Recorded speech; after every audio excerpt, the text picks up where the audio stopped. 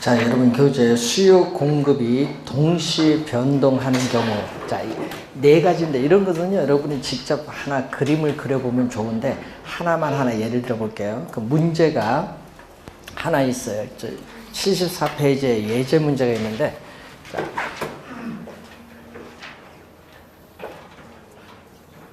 여러분 이 그림은 이해를 돕기 위해서 그리는 겁니다.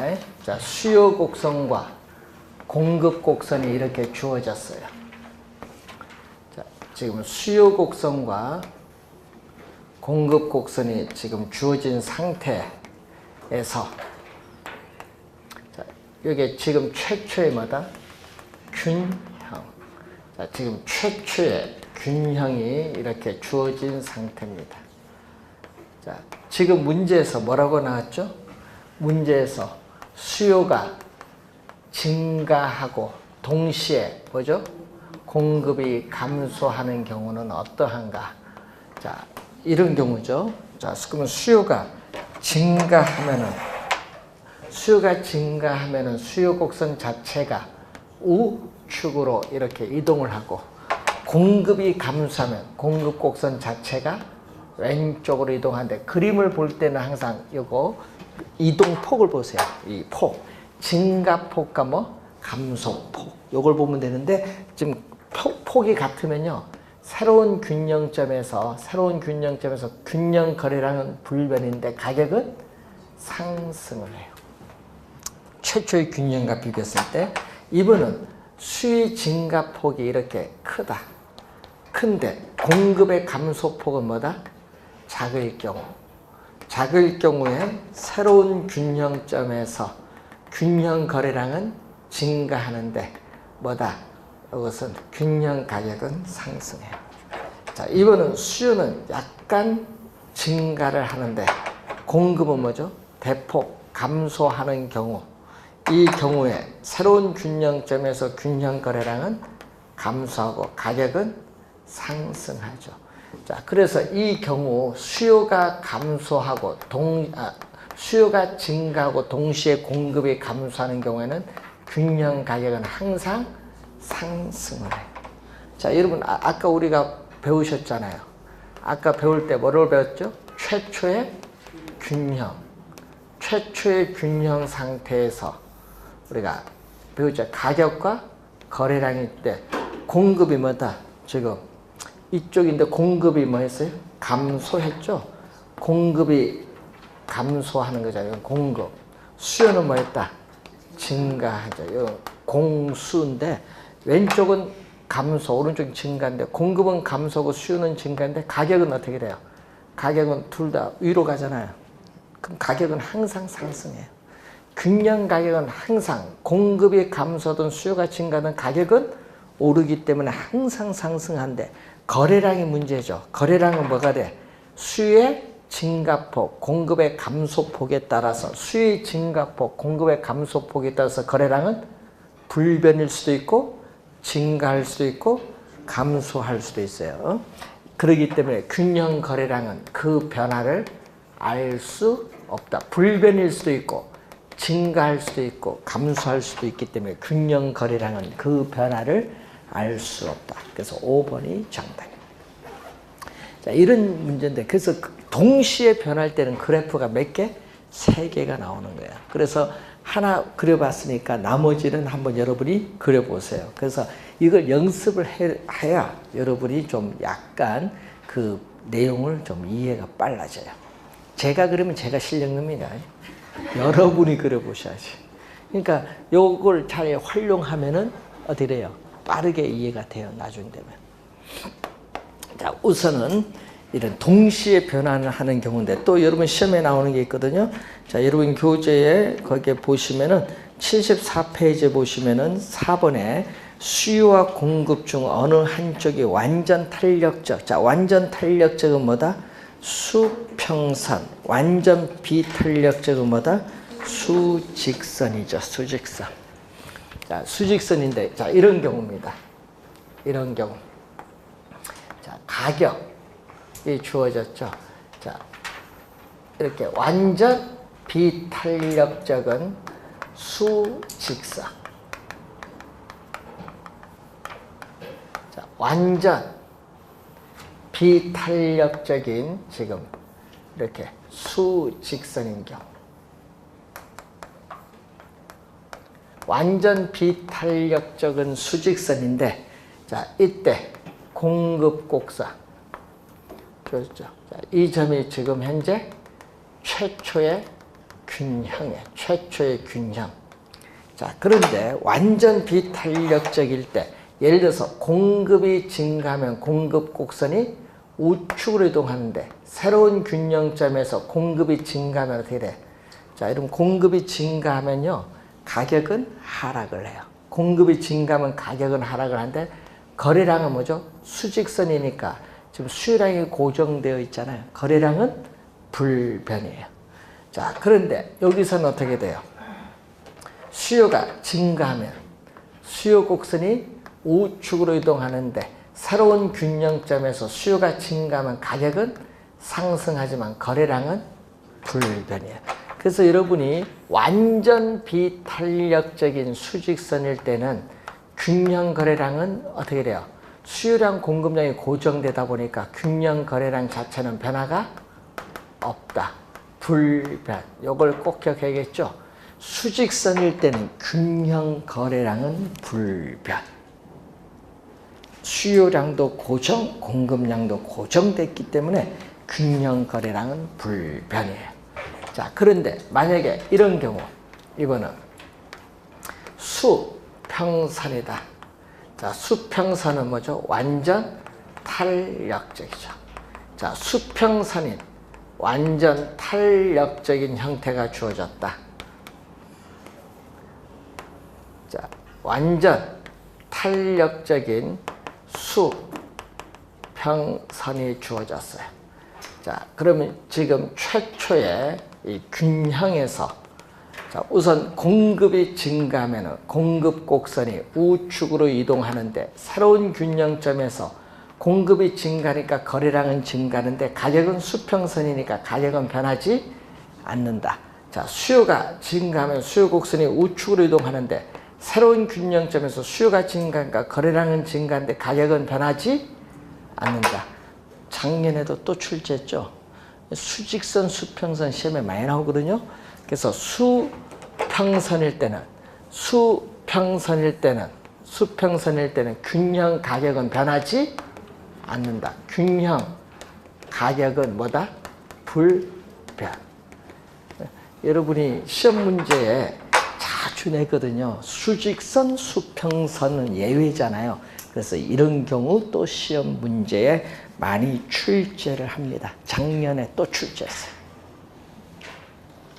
자, 그리고 여러분 75페이지에 여러분이 5번, 6번 문제가 또 출제를 우리가 요즘 계속하고 있는데, 자, 5번, 6번을 잘 봐야 돼. 최근에 이쪽 지문이 나오면 여러분 좀 까다로워서 잘 틀리는데, 이것은 여러분 뭐를 공부해야 돼? 탄력성을 좀 아셔야 돼. 기울기가 급하면 뭐죠? 비탄력적. 기울기가 완만하면 탄력적인데, 이것을 좀 여러분이 잘 기억을 해야 우리가 풀 수 있는 내용입니다. 자, 거기 보시면 수요가 증가할 경우인데, 자, 여러분 그림은 제가 그려드리는데 한번 보시면요. 공급 곡선이 기울기가 급하면 뭐죠? 공급 곡선의 기울기가 급하면 비탄력적, 완만하면 탄력적이다. 우선 요것부터 알아야 돼. 알고,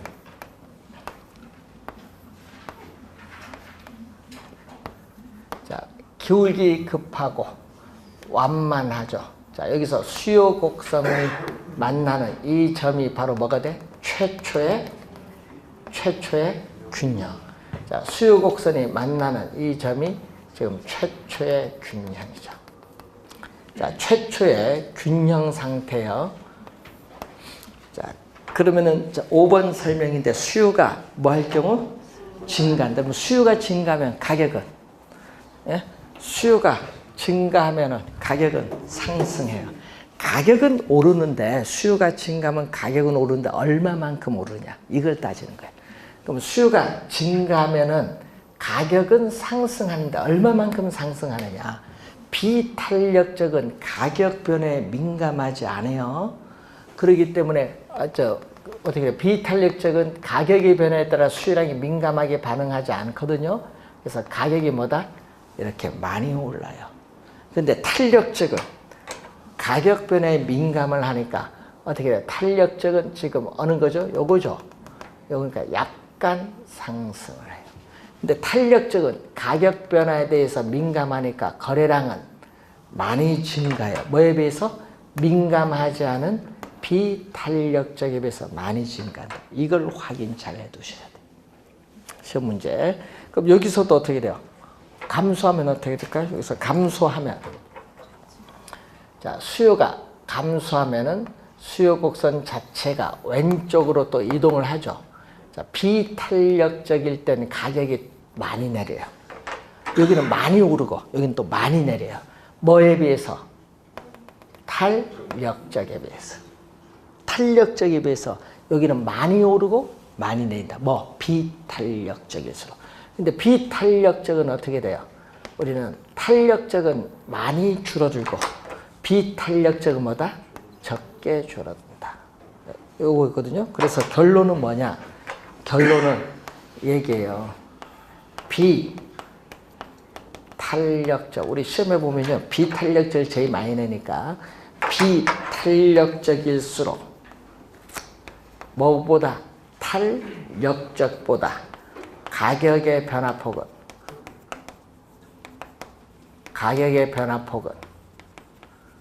거래량 변화폭은 요걸 이제 묻는데 가격의 변화폭은 탄력적인 것보다 더 크다. 덜 크다. 거래량은 덜 변한다.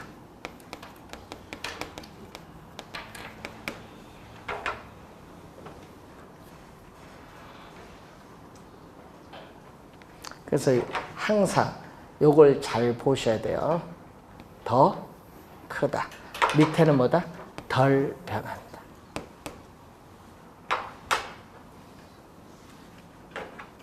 이게 결론이에요, 결론.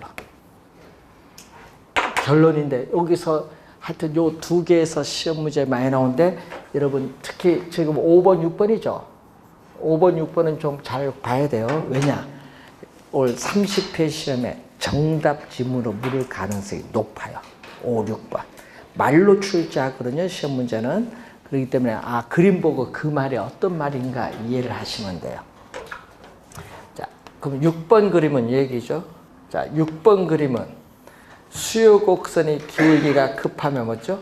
비탄력적.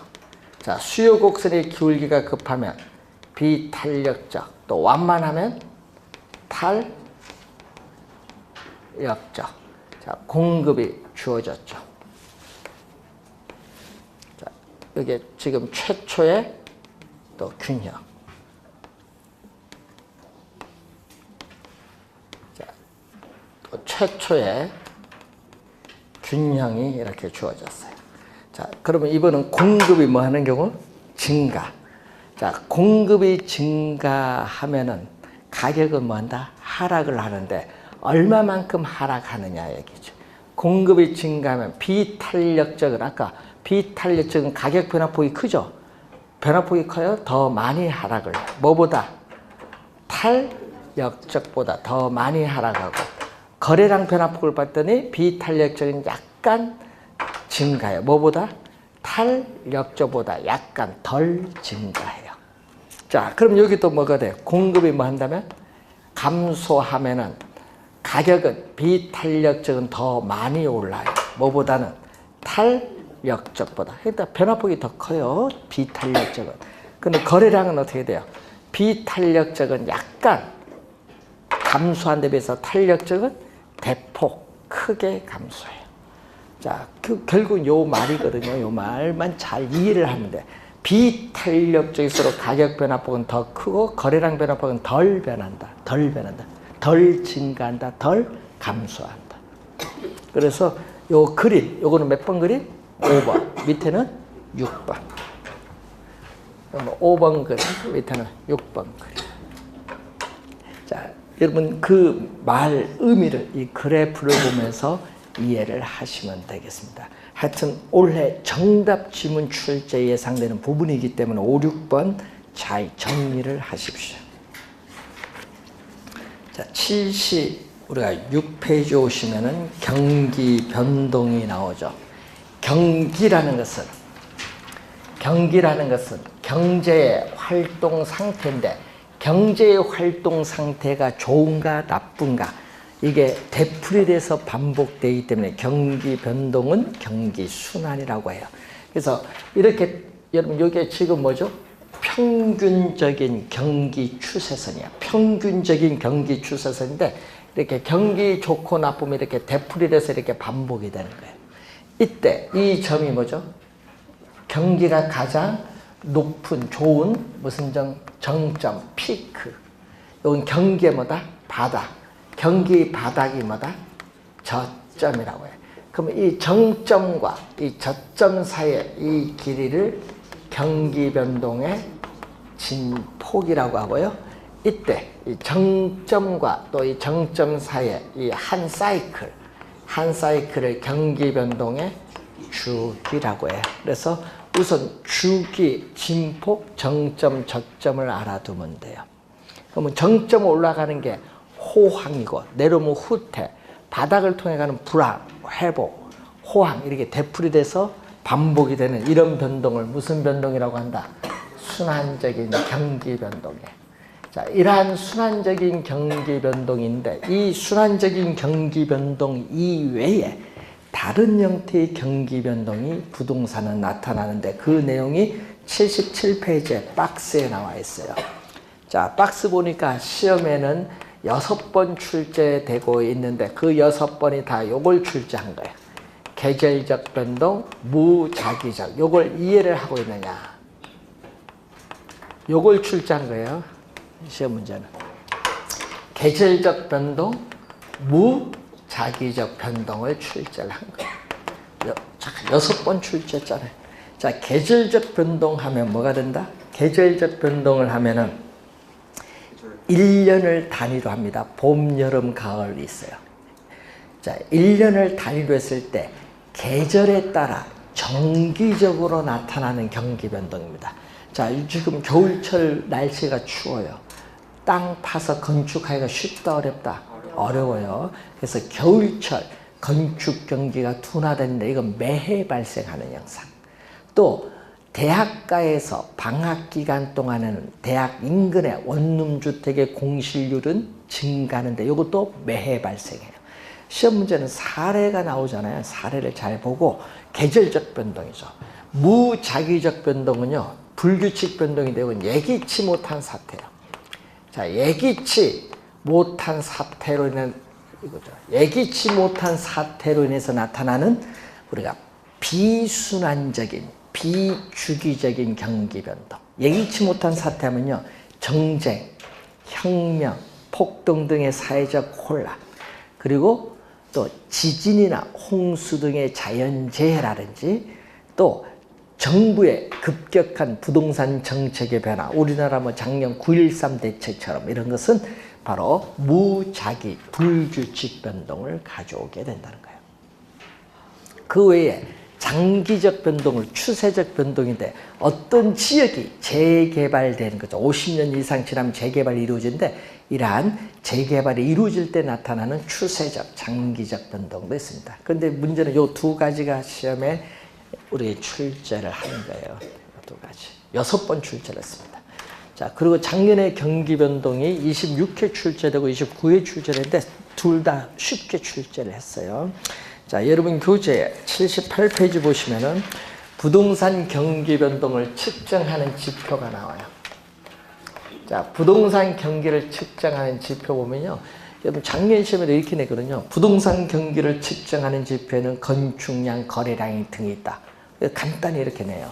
예? 그래서 측정 지표에는 실물 변수, 자, 실물 변수인 주요 지표도 있지만은 우리가 화폐로 표시된 명목 변수는 보조 자료죠.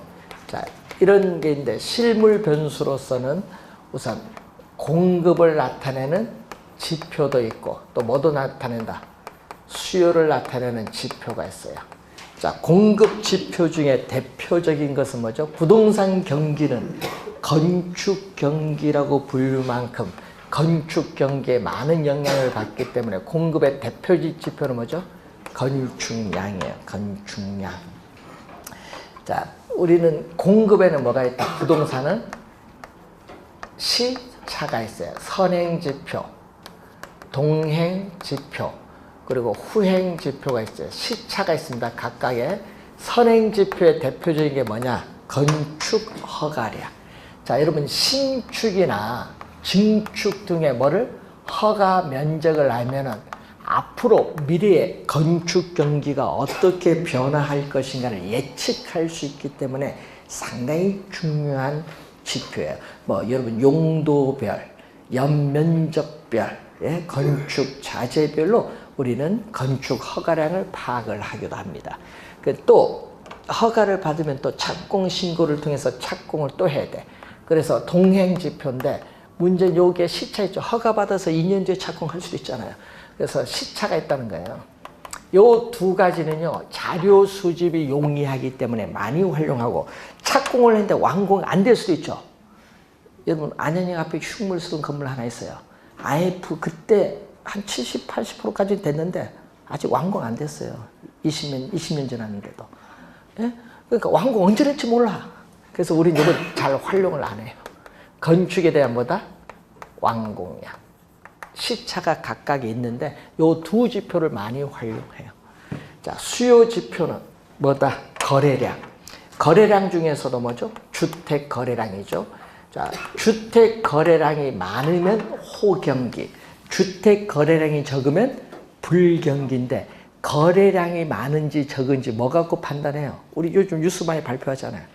주택 거래량, 거래량 뭐 갖고 세금 내잖아요. 거래하면 취득세 납부 실적, 또 뭐야? 소유권 이전 등기해야 되니까 등기소 가서 등기 신청 건수, 등기 실적을 보면 되죠.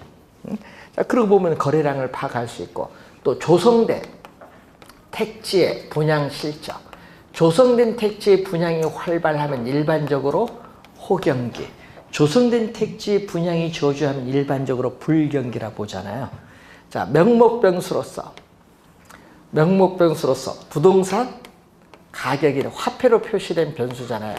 부동산 가격이라든지 뭐 임대료 뭐 이런 걸 보는데, 자, 실제 건축량의 생산과는 무관하게 단지 부동산 가격만 오른다고 해서 부동산 경기가 좋다 말하는 것은 틀린 개념이에요. 왜냐하면은 부동산 투기에서 일시적으로 부동산 가격이 오를 수도 있고, 또 건축비가 상승함으로써 또 건축물 가격이 오를 수도 있기 때문에 실제 건축량 생산과 무관하게 단지 가격만 오른다고 해서 경기가 좋다고 말하는 것은 잘못된 개념이다. 자, 문제는 우리 건축량, 거래량, 부동산 가격, 이걸 3대 지표라고 보통 얘기를 많이 하는데, 우선 이런 지표 등이 있다 이렇게 보시면 돼요. 자, 여러분 교재에 넘어가서 79페이지에 부동산 경기 변동의 특징이 나옵니다. 자, 여러분 경기 변동도 한 문제 나오죠. 아까 얘기했듯이 측정 지표에서 지문 하나 뽑아와. 또 계절적 여기서 또 하나 뽑아. 하나 뽑고 또 어디서 또 뽑아오죠? 예? 또 특징에서도 또 지문을 또 뽑아. 그래서 올해 시험 좀 26회도 그렇고요. 29회도 여기서 정답 지문을 물었어. 26회 9회는. 그래서 부동산 경기 변동의 특징을 공부할 때는 항상 뭐와 비교를 해야 된다? 일반 경기 변동과의 뭐를 가지고 차이점이 뭐냐 고려해서 봐야 돼요. 자, 여러분 변동의 주기를 보면은 어떻게 돼요? 부동산 경기 변동은 약 17년에서 18년의 주기가 있어요. 이것은 영국의 학자인 한센의 학자이거든요. 한센의 건축 순환 주기로 보면 약 17년에서 18년이고, 일반 경기 변동은 기업의 설비 투자의 변동이 원인돼서 나타나기 때문에 약 8년에서 10년의 주기를 가져요. 그래서 부동산 경기 변동의 주기는 일반 경기 변동의 주기에 비해서 약 평균 몇 배? 2배 정도 길게 나타난다. 길다는 거예요. 자, 그리고 진폭 26회 정답 물었어요. 자, 여러분 정점과 저점 사이의 이 길이를 진폭인데 부동산 경기는 호황에는 가격 상승폭이 크기 때문에 일반 경기보다 정점은 더 높고 불경기는 또 가격 하락폭이 크기 때문에 일반 경기보다 저점은 더 깊게 나타난다. 따라서 부동산 경기 변동의 진폭, 따라서 부동산 경기 변동의 진폭은 일반 경기 변동의 진폭보다 뭐다? 크게 나타난다. 그거 26회는 작다로 출제해서 정답이었죠. 그 이유는 뭐냐 하면요. 부동산은요, 착공에서 완공에 이르기까지 시간이 오래 걸리기 때문에 이런 현상이 나타나요. 그래서 부동산 경기 변동은 뭐가 길다? 타성기간. 여러분, 타성기간이라는 것은 부동산 경기 변동이 일반 경기 변동에 비해서 뒤지는 시간차를 말하는데 타성기간이 뭐다? 길다. 길다. 왜? 아까 부동산 경기 변동이 일반 경기 변동에 대응하여 민감하게 작용하지 못하고 착공에서 완공에 이르기에 시간이 오래 걸려요. 그래서 타성기간이 긴데 우리나라는 평균 2년 정도 때 일반 경기에서 평균 2년 정도 차이가 있어요. 부동산 경기가 뒤에 나타나는 거죠. 그래서 부동산 경기는 일반 경기에 비해서 시간적으로 뒤지는 경향, 후행하는 경향이 나타나지만 경우에 따라서는 부동산 경기가 일반 경기에 앞서서 선행할 수도 있고 병행할 수도 있고 반대 방향, 역행할 수도 있고 각각 독립적으로 나타날 수도 있어요. 자, 또 부동산 경기는 주기의 순환 국면이 불분명, 명백하지 않거나 일정하지가 않습니다. 또 한 3번 출제를 했었죠, 이 지문도. 자, 또 여러분 한 나라 안에서 도시에 따라 경기 변동의 양상은 달라요. 자, 서울, 부산 다르죠. 그리고 서울 내 한 도시 내에서 또 지역에 따라 또 경기 변동의 양상은 달라요. 강남, 강북 다릅니다. 예? 또 부동산 경기는 국지적, 지역적 형상이야. 부동산 경기 변동은 국지적, 지역적 형상으로 나타나는데 이 부동산 경기의 붐이 점점 확산이 되면은 전국적, 광역적으로 확산되는 경향이 발생을 합니다. 부동산 경기 변동의 특징들을 한번 보는 겁니다. 자, 우선 정답 지문을 우선 29회 시험 작년과 26회는 여기서 정답을 출제를 했어요. 자, 그리고 순환적인 경기 변동이 나오죠. 자, 이 순환적인 경기 변동은 4개의 순환 국면을 가지고 있다. 자, 순환적인 경기 변동은 몇 개? 4개의 순환 국면. 자, 여러분이 경기 변동의 특징 중에 회복 시장은 어떻게 돼? 이렇게 회복 시장은 뭐 이렇게 느리게 진행이 되고 정점을 통해서 후퇴는 뭐다? 이렇게 빠르게 진행이 돼요. 자, 그래서 이 바닥을 통해서 회복 시장은 느리게 진행이 돼요. 예? 그리고 정점을 통해서 후퇴 시장은 빠르게 진행이 됩니다. 그래서 이 선을 기준해서 여기는 가격이 상승하는 경기의 확장 팽창 국면, 여기는 부동산 가격이 하락하는 경기의 수축 또는 위축 국면인데 이 점선을 통해서 여기가 경사가 급해 우경사 좌우 비대칭의 구조, 변동의 대칭성은 우경사 비대칭의 구조를 가지고 있다. 보시면 되는데 이때 일반 경기의 불황에 해당하는 하향시장에서는 후퇴 시장이 지속적으로 하강을 하고 있기 때문에 부동산 가격도 계속적으로 하락을 해요. 그리고 부동산 거래는 특수한 거래 이외의 거래는 거의 일어나지 않아요. 거래가 극히 저조하다. 요즘 거래 절벽이라는 얘기 많이 나오대 뉴스에. 여기 지금 거래 절벽 여기 있어요. 하향시장 우리나라 지금. 그러면 이 하향시장인데 그런데 문제는 경기의 불황에 약한 부동산인 규모가 큰 주택, 호화주택은 가격 하락폭이 상대적으로 크기 때문에 불리해요. 그리고 시험에는 많이 나온 게 이거죠. 과거의 거래 사례 가격은 현재 시점, 새로운 거래, 현재 시점에서 보면 위에 있으니까 뭐죠? 상한선. 이게 포인트죠.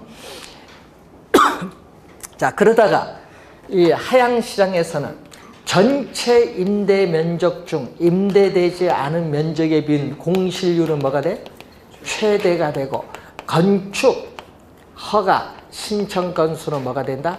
경기가 안 좋잖아요. 최소가 되죠.